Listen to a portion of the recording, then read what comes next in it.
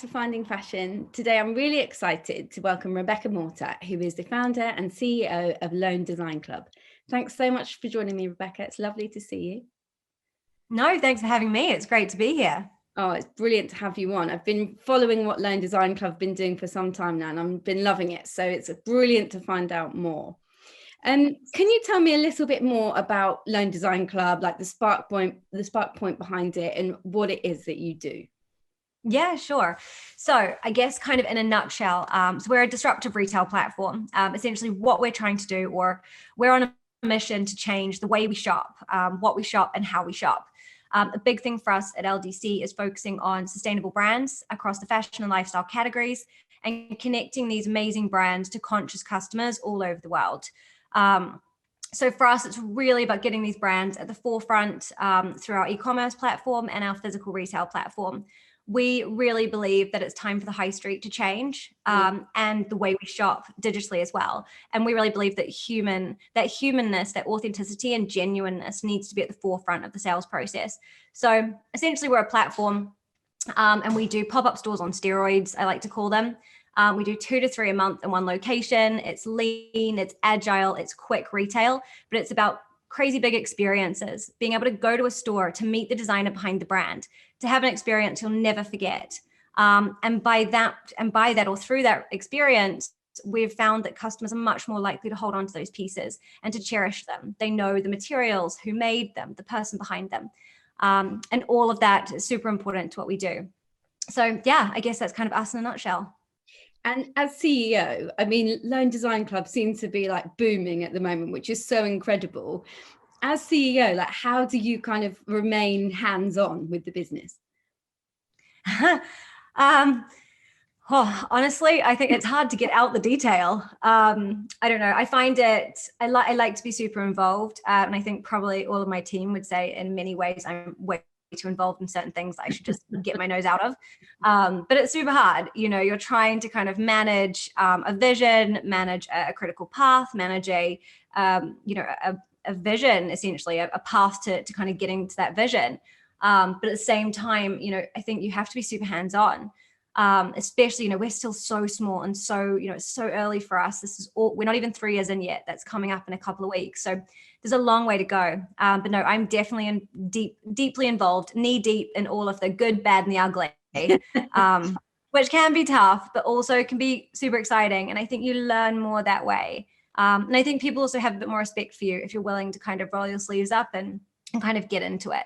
And it's, you know, it's hard not to when it's your baby, you know, something you've really worked hard on. So it's, you want, you know, I'm kind of there when we do kind of Instagram and the grids and things. And the stores, I do a lot of the visual merchandising. I'm there kind of on the vinyl cutter and the late nights. And I think a lot of it's part of it, especially in the early days of you have to go through it and do it all yourself. And you learn a lot about the process, you know, actually what is the most efficient way to do this? Where are we wasting time? Where are we not? What's important? What's the priority and what's not? Because, you know, it's super tough and you can't be everywhere and you can't be everyone and you have to be able to trust people. But I do think it is important to have experience in those areas and then look at how you can kind of get out of them and then obviously focus on the things that only I can do that no one else in the team can. But it's definitely juggling. That's for sure. So before you launched Lone Design Club, you had some amazing experience at some of like the fashion's biggest brands like Alexander Wang, Paul Costello, Simone Rocha, John Lewis. How do you think that working in those environments for those mega brands kind of helped you create kind of almost like a learning platform for LDC? Yeah. It's super interesting. It was really important to me to get experience across the board. I obviously loved luxury fashion, and that's where I always kind of wanted to focus.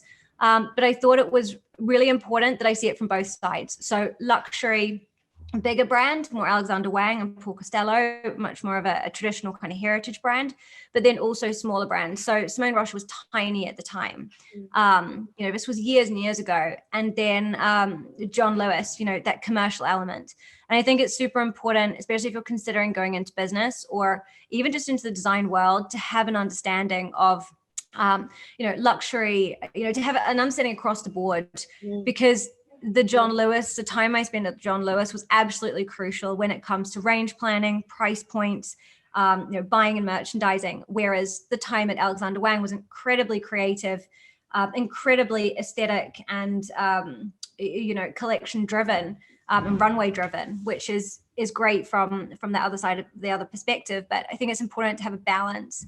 I guess that for me, I always thought I would have my own brand, which I did do. Obviously now I do something totally different, or not totally different, but quite different. I never thought I'd be in retail. And here I am.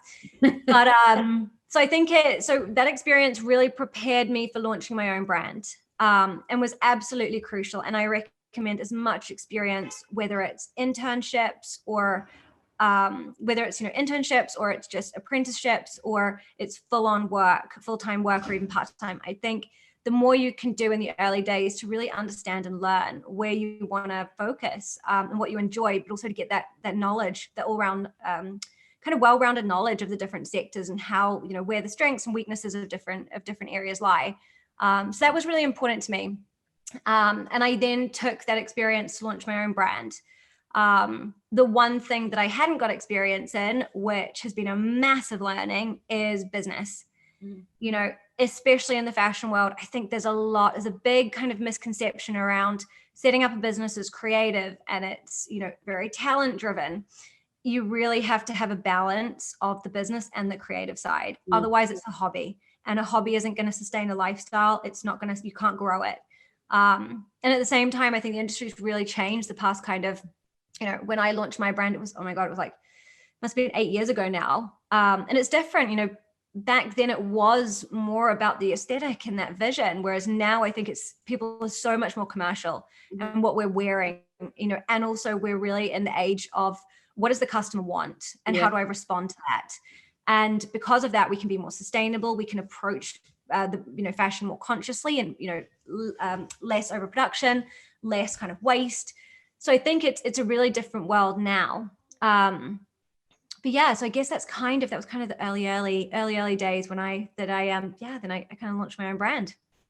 I think that's such good, valuable advice, because even when you're starting out and you're even say, for instance, doing internships, I think it is so valuable to get experience from lots of different kind of avenues, because not only does that kind of help feed into your knowledge base of what it is that you want to do, but it also enables you to work collaboratively as well.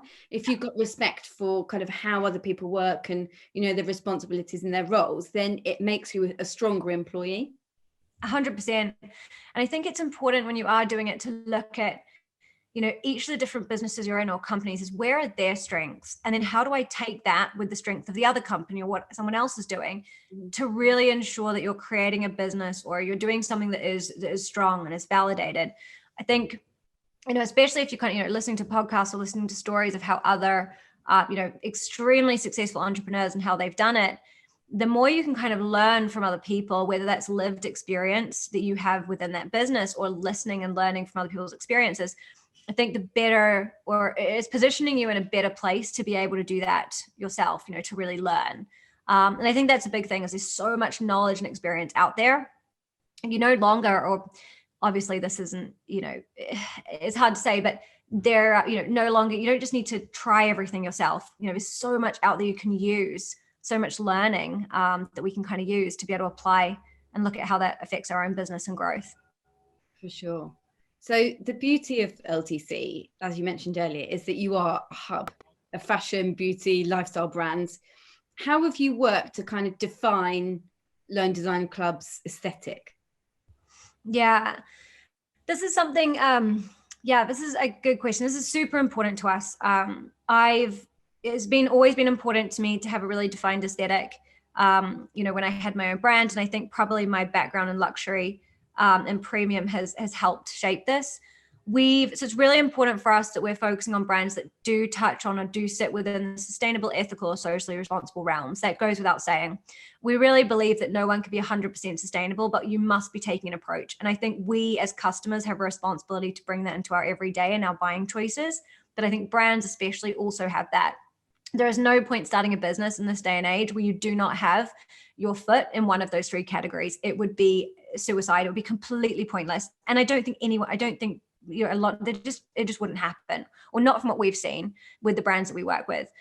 So I think for that's an essential. I think often there's connotations, or it's still there that, oh, sustainable fashion is very earthy, it's very hempy, nowhere near what it used to be, but there still is that idea that it's going to be very eco and boho.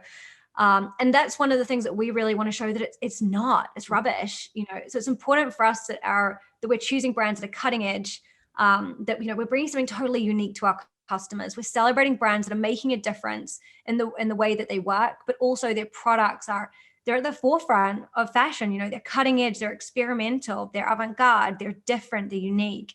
And that's what we see people come to us for, is something different, that cutting edge conscious fashion that we're really trying to play into. So how does the process work when you are kind of deciding on stocking new designers? Is it a case of you guys going out and scouting new designers, or do you get brands coming to you? And also, how do you kind of identify the brands which are not only going to appeal to your values, but also appeal to your customers as well? Yeah, it's a great question. So we do go out to some brands, but we do also have a lot of brands that reach out to us. So it's very much a community. A lot of brands will reach out to us, and we do have an online application process. It's just so that we can understand, where do they sit within the sustainability realms? Is the brand, are we aligned with our values? So do they fit into one of those 3 pillars that I mentioned, which is sustainable materials, ethical production, and social responsibility?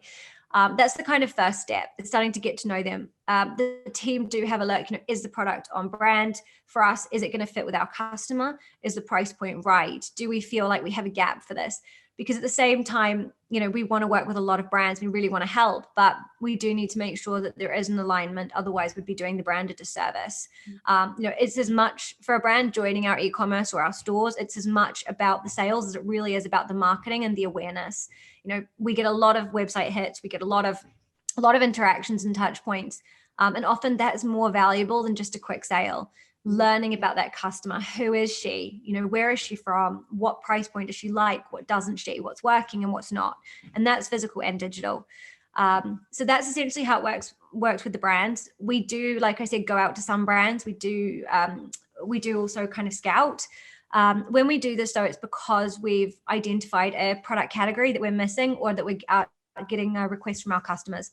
So that's a way for us to kind of, take that feedback on board from our customers and be able to go out and look for new brands in very specific categories. I can tell you right now, the category that we're on the lookout for, that we're always on the lookout for, is beautiful, sustainable basics. You would be surprised that there is just not that many new and emerging brands in these sectors. So many come through that have a real design and aesthetic standpoint. But when it comes to basics, so few. And of course, there are some bigger names, Organic Basics and various others, but smaller brands don't, or newer brands don't focus on this. So I really think if anyone is listening that's interested in starting a brand, massive gap in the market for super sustainable, as circular as possible, basic wear. This is like a big kind of space we're interested in, and we're getting a lot of demand. So that's kind of how it works on the brand side. The team do a lot of calls and extensive kind of research.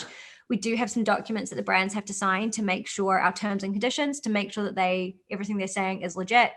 It is super tough in fashion because you can get certifications, but the question is, what do they mean? They're expensive, they're costly. There's lots of different certifications and accreditations for different things, but it's hard to find one way of essentially on paper verifying a brand is sustainable, because even this word, it's a buzzword, right? It doesn't really mean anything. We have a definition that we use, which for us is, it starts with transparency, and then it's about the materials, the production, and the social responsibility of that brand. Everyone defines it differently. Everyone has their own approach. And a lot of businesses are even moving away from using the term, which I appreciate. But then the reason that we do use it is that it is overused, but then throwing in words like mindful, traceable, transparent, conscious are confusing. And I think it's that balance of at least sustainability. People starting to know what it really means. They're starting to know the word. And I think if we as a business can define it, how we define it, and that's at the forefront, then that's the best approach for us. But yeah, sorry, I feel like I'm completely digressing. So yeah, I think so hopefully that kind of answers your question about how we vet and work with the brands. On the customer side, yeah, it's super important that we vetted them, because we're building a community that trusts our curation and trusts that we've done the work, we've taken that work out for them. We've checked the brand, we've made sure the brand fits, our values, that we're certifying them essentially as, sustainable. And then within that, the products themselves, there's a lot of work for us to do here. We're actually trying to go much deeper into each product now, and be able to give digital certifications. So this brand focuses on water reduction. They focus on lowering their carbon footprint because they're keeping their supply chain super close. Whatever it is, it's a big focus for us internally right now of how we can start to quantify or start to create some kind of tangible points that customers can take away, so they actually feel like it's not just a vague answer, but some specifics that can help them in making those buying choices. I think the problematic thing in the industry at the moment is, like you said, the sustainability is such a buzzword right now, and as a result there's so many of like the big name brands who are launching sustainable, environmentally friendly collections, almost like as a bit of a marketing ploy. But it does kind of sit back with the consumer in order to become responsible consumers. But how can we as consumers educate ourselves to make sure that we are consuming the best possible products and they're not just a marketing ploy? Yeah, it's so difficult, and it's another reason why, like we've just said about the word sustainability, what does it mean? It's a buzzword, it's a dirty word right now. Like, it is difficult. But like I said, I do think, or for us, it is important because it means something. As long as you can, and I think my response always is the same, is don't believe anything at face value. Mm-hmm. You have to, as a customer, you have a responsibility to dig deeper. Everyone has a live chat button on their website. Everybody has an Instagram and a LinkedIn. Use it. Don't be afraid to use it. We get customers all the time which is why we're now going deeper into the products. We get them a lot that say, look, I love your values and I love your policies, but I really like this, I don't know, this anorak, but it doesn't say specifically why the item or the brand is sustainable. Could you give me a bit more info?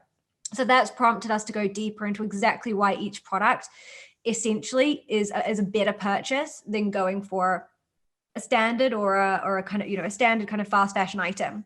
Essentially shopping small, I believe, is always a better option because you're supporting someone's livelihood, mm-hmm. and you're supporting a very small business, usually a couple of people maximum. And that is that responsibility to society, which I think is super crucial. But it is important that there is that knowledge and that education.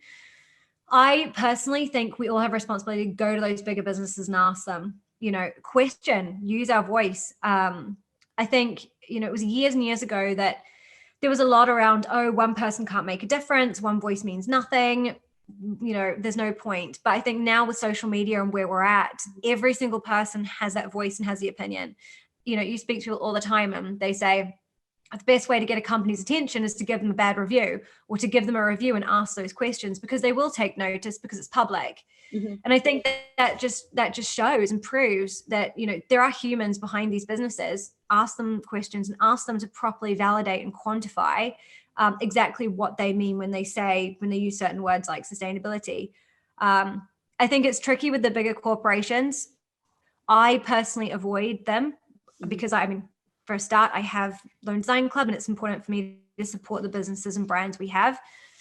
But at the same time, I just think there's too much going on and it's a minefield. And I do struggle with the concept that bigger businesses can be sustainable because the supply chains are extremely long. They may have one collection, but it may be one tiny element of that collection that's doing good. It's extremely hard to know. It's a rabbit hole when you start to open it up. I just avoid it and focus on shopping small because you can ask that person, the designer, a question. They either made it or they went into the factory. The materials, they'll give you an answer because they bought it themselves. They've gone through the list of what's involved, what's the ingredients. So I personally would say shop small and go for products that are have the shortest supply chains from the smallest teams, the smallest people. We are actually making a difference at supporting that livelihood as the first step. So Learn Design Club have got such a strong community within the company and also with your consumers. How do you create a shopping experience which you know that your audience are really going to engage with? So our number one is meet the designer, and it's that transparency. And that's something that goes back to when I launched, before I even launched LDC. So my background is in, so obviously in luxury fashion. Then I launched my own brand in 2015. And it was from the challenges and the experience that I had as an emerging designer. The wholesale model was just broken and dead. Really was focusing on going direct to consumer, and started hosting pop-up stores.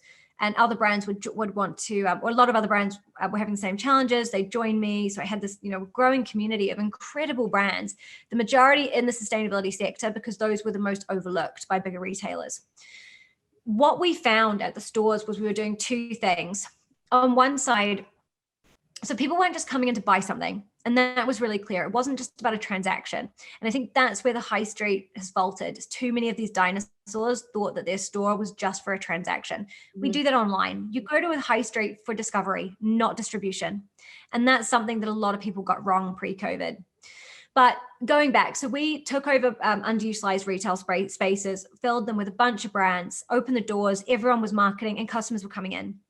Yes, we were making money, which was incredible, and we were making better margins. But the two things that really stood out, customers were coming in because they wanted that experience where they could meet the designer behind the brand. You couldn't get that online, and you won't ever get that from the high street, that level of transparency.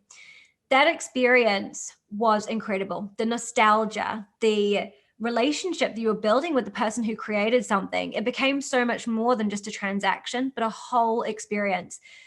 And it was essentially that we saw that was really valuable. Some people like it and other people prefer for it to be, not as much, and that's totally fine. And we really do work hard with all of our brands to help them essentially be the best salespeople they can be. And through that process, they're learning about their customer. What did they like? What didn't they like? Did they buy? Did they not? Was the price too high? Was the color, the fit, the material? And they can be more conscious then with their production going forward and their range planning and curation. So on both sides, it's a really incredible, it's an important learning, an important relationship that's being built.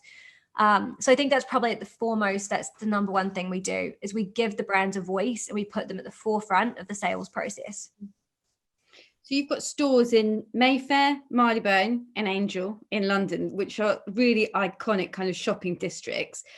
How did you decide on those districts to set up shop? So the way that we do our stores, so our pop-up stores are always around 2 weeks. We can easily do 2 to 3 in one city per month. That's our kind of big thing, is like super heavy pop-up stores on steroids, as I said earlier. And for us, it's about creating short-term maximum impact retail experiences. The reason we chose these locations, it always changes. We always change our location. But what we do is we look at the data and insight. So we look at past insights from our past stores, what sold well, when, what didn't, and why. And we do a lot of analysis. At the same time, we look at our brands, and we look at the brands that are selling well digitally, or the brands that are interested in popping up. And we use that to help us understand our locations. Yeah. And essentially, it means that we can really hone in on one customer in one area, and we can curate the best brands that we think she'll buy, because it's at the right price point, it's the right time of year. The right concept or theme is happening in the area, whether it's London Fashion Week, Covent Garden, Chelsea Flower Show in May, obviously not this year, but normally. We can really look at the iconic or the moments in time that are going to mean footfall is heavy and that type of customer is there. And it means that we can just be super, super strategic and selective with where we pop up and why. Marylebone and Islington, we have those locations now, and we had them in December as well. They are both very local areas of central London. And of course, with the pandemic, there's been a massive shift. A lot of people have moved out of London. Marylebone and Islington have maintained, they're home to a lot of residents. A lot of residents are our customer as well. So the 2 locations were super important for us because we do have pockets of customers there. And it was a chance to get in front of them, this idea of hyper local pop-up stores to serve these small locations with incredible brands. So one of the things that I was really loving during lockdown were the 3 p.m. Instagram lives that Lone Design Club were doing. And at the time, like you had like your staff kind of like talk through new collections, like do like interviews with different people. How do you kind of shape your content to keep your digital audience hooked? Yeah, this is a good one. I can hear, I can probably, Julio's in the office with me now, and I can hear a smile on his face and giggling because he's the one that's always in front of the camera and always going through all this. He is, isn't he? I know. I tell him all the time. People love him in front of the camera. Yeah. But he's always responsible for putting the edits together and the brands and everything, which is so good. We're still doing them. These have actually become a really interesting channel for us. It's a really good way to get the brands in front of customers, and it's been a great way to start building that one day a week that people can tune in and know they'll meet a new designer or see a new curation. And we're finding people are starting to shop through it, which is really interesting. I think it's easier to see the products. You can ask questions. He's holding them up. He's showing the materials. He's giving those little nuggets of information that's so hard to convey on just a product description page. Mm-hmm. So they've been going really well. And it's something we're going to continue looking at doing more of, especially as the new stores open in June. They're going to have dedicated zones where we're going to be streaming every couple of days a week, new drops, exclusives. We're going to get designers in front of the camera. So yeah, it's been really good, really successful. And yeah, something we're going to continue. Yeah, I can't wait to see more. It's going to be amazing. Good. I'll tell him while he can hear. Oh, please do. Like, oh God, not more. He's like, what, a week is enough? I'm his biggest fan. Like, every day, Julio, every day. And he's like, every day is too much. It's what the people want. What can exactly. You've got to give them what they want, Julio. I can hear him laughing. So over the last couple of weeks, obviously stores have started, like high street stores have started opening back up again in the UK. There are a lot of people who feel maybe conscious about returning to physical shopping. How do you think that kind of shopping small and supporting indie designers is the way to kind of build up consumer confidence again? Yeah, it's interesting that you say that, because that's exactly how it's been. It's been quite a gradual increase of footfall and I guess like people out shopping. We always kind of thought this would happen. So obviously doors opened in London on April the 12th or April the 13th. And we'd kind of anticipated a really slow return to the high street. And that's exactly what's happened. Oxford Circus has been booming, but it's young people. Yeah. It's all young people, or it's people that are out for stores that they just can't get online. So obviously Primark, much to my dismay, has had a very huge queue. I don't know if I'm allowed to say that, but anyway. So unfortunately there's been a lot of, I guess, people out looking, they just, they need a kind of lower price point, fast fashion brands, or very, very young demographic. We are now starting to see slightly older, or our core customer who is kind of 35 to 55 returning. I think this is the first week that we've had in-store shopping appointments, mm-hmm. which is great. And it's, shows that people are feeling more confident. It really does seem to be, once you're double vaccinated, people are happy to be normal. But until then, there's definitely caution. I think there's also still a lot of caution around, we are on a roadmap out. May the 17th is going ahead, which is great, exciting. And I think finally people are really taking it seriously, that let's be cautious, let's take slow steps so that we can meet these roadmaps and we can actually come out of this time. None of us want to go into another one of those lockdowns. January was not a fun month. Which I'm sure, yeah, it's not good. So I think there's definitely that sense of, let's do this properly, let's do it right, let's come out of this, let's all get vaccinated, which is fantastic. So we're definitely seeing that. We're really expecting June to be the big return to the high street. And I'm feeling confident that our kind of initial I guess predictions are rolling out, which is good to see. In terms of shopping small, I mean, this is the beauty of being able to pop up. We can take local areas. You don't have to venture far. I think the big thing as well is, if you're coming into one of our stores, it's small, it's very boutique, it's very family feeling. And you're not only just getting back shopping, but you're actually starting to help other people's livelihoods again. You're kickstarting this economy of small businesses that have really struggled the past year. It's been super tough. Yes, e-commerce has taken off and online shopping has increased, which is great, but it's nowhere near what it used to be for these brands. It's not quite there yet.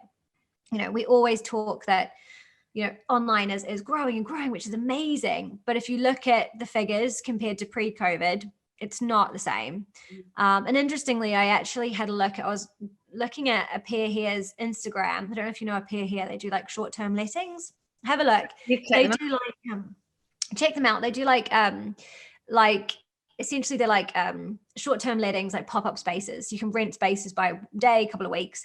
And they had a couple of like polls they were running, and it was, have your online sales increased? To the extent, no, it was, has your online sales overtaken what you were making from physical retail? And it was 80% no. And it shows like, yes, it's increased, but it's nowhere near the extent that brands were benefiting from pre-COVID.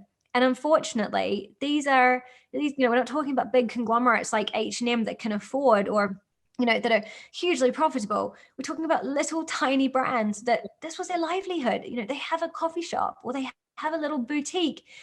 It's just them to support. This is how they live, and they're being very conscious and mindful with how they build their brands. Unfortunately, a lot of them, it's tough. They're just not making what they were. And they really need the support now as we come out of this. And that's where I think everyone should be putting their focus. You don't need to buy hundreds of white t-shirts at £5 each. Buy one for 35, 40 pounds and know it was made fairly, that you're not just, even helping that brand, but that manufacturer. You're buying materials that are going to biodegrade or are better for the planet. They're not going to end up in landfill necessarily. So I think it's just really being conscious with our buying choices and using this period as a new start. A new start. Let's think about what we buy. Let's really question why we're buying it. Let's buy something we're going to hold on to and ideally pass down for generations, because that's really what it should be about. So as you mentioned, there's so many kind of companies, whether it's like fashion companies or cafes, like hospitality, they have really struggled over the last 12 months.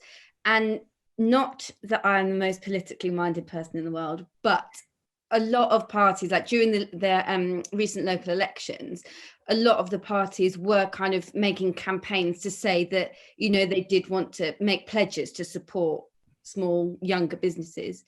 Yeah. It's very easy for a politician to say that we want to support local business, like small businesses, but what kind of support specifically is it that designers would really need from politicians? Yeah, this is a great question. So there's one, on this note, you should check out A Pair Hair, because they've run, obviously they've been very much affected by COVID because they're totally physical. They ran a really great campaign. So their CEO and founder, Ross Bailey, they started up a campaign called Save the Street. And essentially what they're really pushing the government for is, you remember the Eat Out, Help Out scheme that we got? They're saying we need to have a shopping one. There needs to be an incentive for people to go to the high street and buy, be able to buy from independent brands. Of course, it's tricky because it does benefit more than just smaller brands, but these brands really need our help. I think we did see a lot of support across the pandemic.